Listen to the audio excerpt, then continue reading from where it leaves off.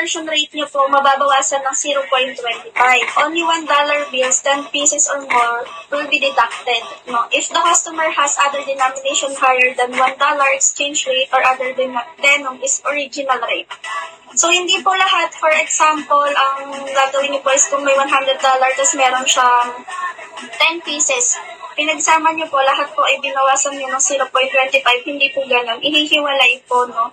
Kasi marami din po kami nag-encounter na ganun. So, ano naman po yun sa part ni customer dahil lahat nung pera niya is mababawasan ng 0.25. So, yan. Kung 9 pieces naman po below, isama niyo na lang po doon sa buo niya.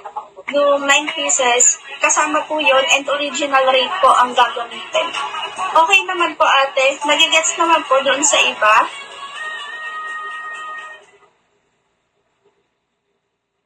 Thank you po mga ate. Dito po sa sample, yan, papakita po natin. Mrs. Juana, exchange 198 USD, consisting of 100, 50, 20 USD, and 18 pieces of $1. Our rate of exchange is 57.25. So, ang question, how much does Mrs. Juana will receive? So, pag samasamahin po natin yung mga large or buong denom, so 100, 50, and 20 equals 170.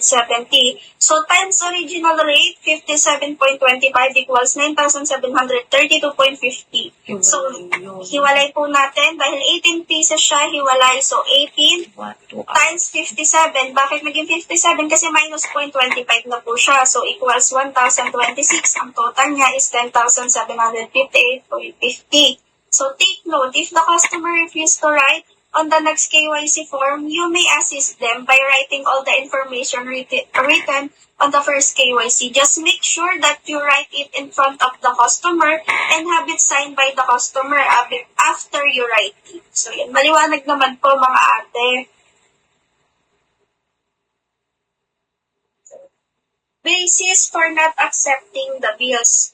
So, una po, nung nakaraan may nagtanong, hindi lang about sa punit, yung about po dun sa folds or sa tupi.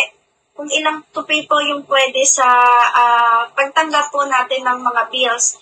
So, sabi po ni Ate Tess, kung ilang folds, okay lang naman po na may folds. Pero, kung ang bangko niyo po is mahigpit, tapos yung ipinapalit sa inyong bills is sobrang nagusot na dahil doon sa folds, so, mag-rely po kayo dun sa bangko nyo. Huwag nyo na pong tanggapin kung mahigpit. At yung pera is busot na dahil dun sa falls. At isa pa po, kung dahil dun sa pagkakatupi is na-damage na yung pera, yun po, huwag na pong tanggapin. So, kung na-fold lang naman ng isa or dalawa, at maayos pa po yung pera, pwede pa po. Pero kung na-damage or nagusot na ng sobra, yun po. Mag-rely po kayo dun sa bangko nyo kung mahigpit o hindi. So, yan. Makikita nyo po, basis for not accepting bills.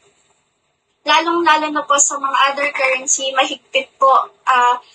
Punit of any size, tier of any size, tape or staples of any kind, worn ink or yung parang kupas na, small holes, heat damage affecting less than 20% of the banknotes. Graffiti, lalo na po ito kung may sulat or dumi, ang mahigpit po, hindi po tinatanggap. Missing pieces less than 20% of the banknote. Sa US dollar naman po, kung may maliit na punit sa gilid, pwede po, pero kung nabawasan, hindi na po. And also, kung yung punit is nasa gitna, hindi na po. Reports email address. So, for all concerns, kung may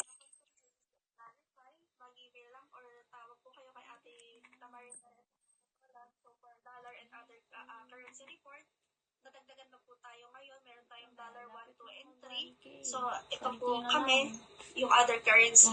Euro, Yen, AUD, CAD, GBP, HKD, SGD, Swiss, and yuan. So, sa reporting schedules naman po, meron tayong reporting schedule. So, mapapansin niyo po minsan, nagtatawag kami or nagsusundo kami ng mga report po ninyo dahil ang reporting po namin is by